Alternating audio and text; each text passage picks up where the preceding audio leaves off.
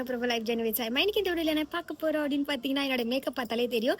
So Pongal vlog, பொங்கலுக்கு நாங்கள் வீட்டில் என்னெல்லாம் பண்ணுறோம் ஸோ பார்த்துடலாமா? வாங்க வீடியோக்குள்ளே போகலாம். குட் மார்னிங் மக்களே. மணி 5 மணிக்கு எழுந்தேன்னு நினைக்கிறேன். 5:30 மணி வரைக்கும் நான் சும்மா இருந்து பல்லு விளக்கிட்டு ப்ரஷ் பண்ணிவிட்டு ஃப்ரெஷ் ஆகிட்டு மட்டும் தான் வந்திருக்கேன். ஆனால் எங்கள் அம்மா என்ன பண்ணியிருக்காங்கன்னு பார்க்கலாமா? காய் எல்லாம் அரியணும், பாசிப்பருப்பு ஊற வச்சுருக்காங்க, கிழங்கு கழுவணும், கடலப்பருப்பு வடக்கி சாதத்துக்கு அரிசி ஊறுது. இது பொங்கல் வைக்கிறதுக்கு அரிசி ஊறுது. அண்ட் ஒரு விசிலுமே வந்துருச்சு.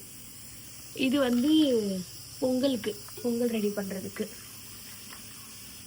எத்தனை மணிக்கு மணிச்சே? 5 மணிக்கா? அப்போ நான் 5:15 கேச்சேனா? இது எல்லாமே ரெடி பண்ணியே வச்சுட்டாங்க. எண்ணெய் ஊற்றி திரி போட்டு. நாங்கள் நேற்று நைட்டு வர்றதுக்கு லேட் ஆகிடுச்சு, அதனால் இதுவுமே ரெடி பண்ணிட்டாங்க.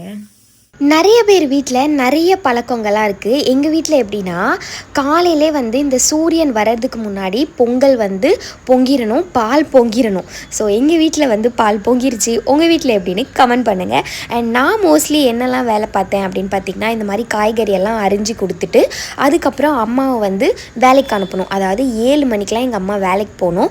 ஸோ அதனால் காயெல்லாம் நான் அரிஞ்சு வச்சுட்டேன்னா இந்த பாயாசம், சக்கரை பொங்கல் இதெல்லாம் அம்மா செஞ்சுட்டாங்க அப்படின்னா அடுத்தடுத்து நான் ஈஸியாக முடிச்சிருவேன் அப்படின்னு சொல்லிட்டு தான் நான் இந்த கட்டிங் ப்ராசஸில் இறங்கிட்டேன். எங்கள் வீட்டில் இன்றைக்கி சக்கரை பொங்கல் தான். நிறைய பேர் வீட்டில் சக்கரை பொங்கலும் செய்வாங்க அண்ட் வெண்பொங்கலும் செய்வாங்க. ஒரு சில பேர் வீட்டில் வெண்பொங்கல் மட்டும் செய்வாங்க. அதாவது எங்கள் அம்மா வீட்டில் வெண்பொங்கல் மட்டும்தான் செய்வாங்க. ஆனால் என்னுடைய மாமியார் வீட்டில் சக்கரை பொங்கல் மட்டும்தான் செய்வாங்க. ஸோ நாங்களுமே மாமியார் சைடில் எப்படி பண்ணுறாங்களோ அதே மாதிரி சக்கரை பொங்கல் ரெடி பண்ணிட்டோம். ஸோ ஃபர்ஸ்ட் இந்த மாதிரி மாங்கொத்து அண்ட் அதுக்கப்புறம் மஞ்சள் கொத்துலாம் கட்டி சக்கரை பொங்கல் ரெடி பண்ணி பூஜை அறையில் வச்சிடணும். அதுக்கப்புறம் தான் நம்ம என்ன வேணால் செய்யணும். ஸோ அதே மாதிரி பாத்திரமும் எங்களுக்கு ஏற்ற மாதிரி ஃப்ரீயாக கிடச்சிருச்சு இந்த வாட்டி. அதுக்கப்புறம் பார்த்திங்கன்னா அம்மா பாயாசத்துக்கு ரெடி பண்ணிட்டு இருந்தாங்க. ஸோ ஜவ்வரிசி தண்ணியில் முன்னாடியே ஊற வச்சாச்சு. அது நல்லா வெந்து வந்ததுக்கப்புறம் நம்ம சேமியா போட்டு அதுக்கப்புறம் பால் காய்ச்சி அதுக்கப்புறம் தான் ஊற்றணும். ஸோ நான் பொங்க பானியை இறக்கி கீழே வச்சுட்டேன். ஸோ அதுக்கப்புறம் பார்த்திங்கன்னா பொங்கல் அப்படின்னாலே எங்கள் வீட்டில் இது ஒரு ஸ்பெஷல். அதாவது கடுகு போட்டு, காஞ்ச மிளகாய் போட்டு, மஞ்சள் பூசணிக்காய் போட்டு, கொஞ்சமாக உப்பு, மஞ்சள், அதுக்கப்புறம் தண்ணி அப்படியே மூடி வச்சுட்டு நல்லா வெந்ததுக்கப்புறம் சக்கரை போட்டு இறக்கிட்டா இந்த ஒரு டிஷ் ரெடி. அண்ட் சூப்பராக இருக்கும். ஆக்சுவலி இது எங்கள் தாத்தாவுக்கு ரொம்ப பிடிக்கும். ஸோ நான் இந்த தருணத்தில் எங்கள் தாத்தாவை ரொம்ப மிஸ் பண்ணுறேன். அண்ட் பக்கத்துலேயே நான் சொன்ன மாதிரி பால் காய்ச்சியாச்சு. எதுக்காக அப்படின்னு பார்த்தீங்கன்னா பாயாசத்தில் அப்படியே ஊற்றினாலும் ஓகே தான், பட் அது ஒரு மாதிரி திரிஞ்சு வரும். அதனால் எங்கள் அம்மா காய்ச்சி ஆற வச்சு அதுக்கப்புறம் தான் ஊற்றுவாங்க. அண்ட் அதுக்கப்புறம் பார்த்திங்கன்னா இதுவுமே இன்னைக்கு ஸ்பெஷல் தான். ஆனால் நாங்கள் ஸ்பெஷலாலாம் செய்யலை. நிறைய காயெலாம் போட்டு செய்வாங்க.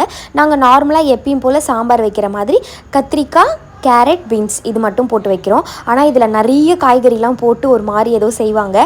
பட் அதெல்லாம் எங்களுக்கு பழக்கம் கிடையாது. அதனால் நாங்கள் அது எல்லாமே செய்யலை. ஸோ நார்மலாக நம்ம எப்படி சாம்பார் வைப்போமோ அந்த மாதிரி சாம்பார் வச்சு இறக்கியாச்சு.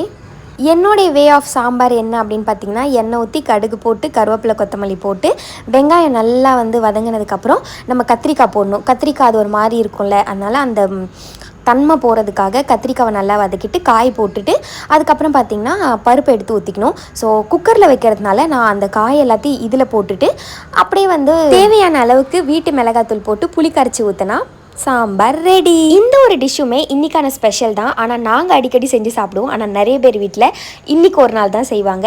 ஏன்னு எனக்குமே தெரியல.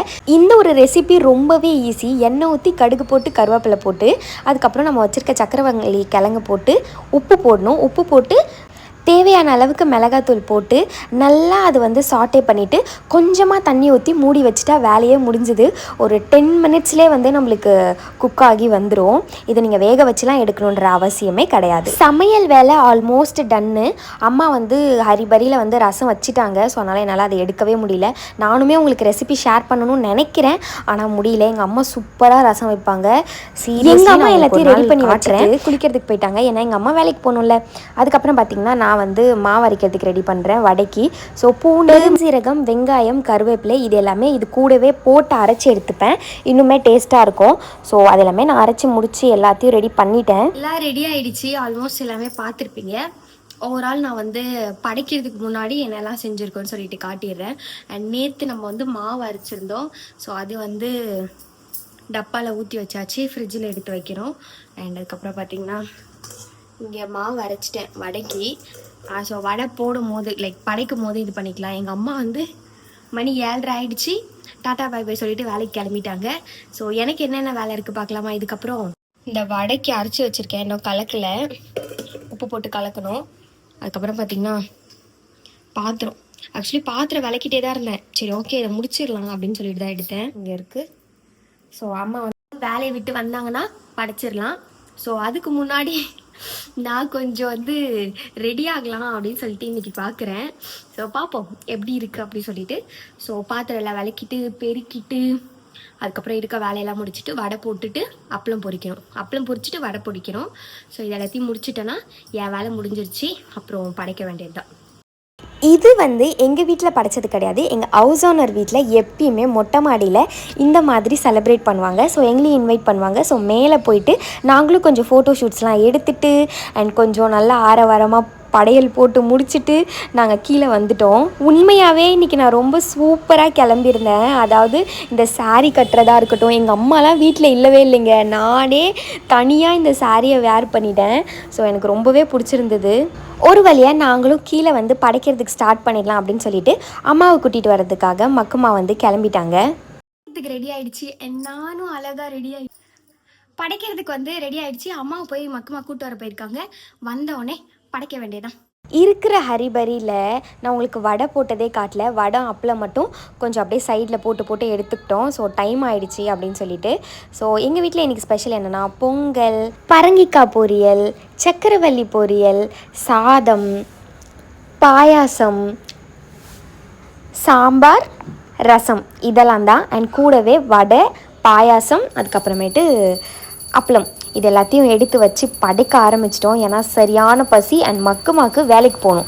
இன்றைக்கி கூட வேலை வைக்கிறாங்கன்னா என்ன சொல்கிறதுன்னு தெரியல.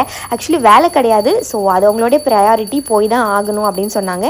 சரி ஓகே போயிட்டு வாங்க அப்படின்னு சொல்லிட்டு நானுமே ஒரு 10-10:30 மணிக்கெலாம் படைச்சி முடிச்சுட்டு, ஆக்சுவலி காலையில் 7 மணிக்கெலாம் வேலை முடிஞ்சிருச்சு. ஆனால் படைக்கிறதுக்கு இவ்வளோ நேரம் ஆயிடுச்சு. ஏன்னா எங்கள் அம்மா வரல அண்ட் நாங்கள் கொஞ்சம் ஷூட் எல்லாம் எடுத்துகிட்டு இருந்தோம். ஸோ அதனால் அப்படியே டைம் போயிடுச்சு.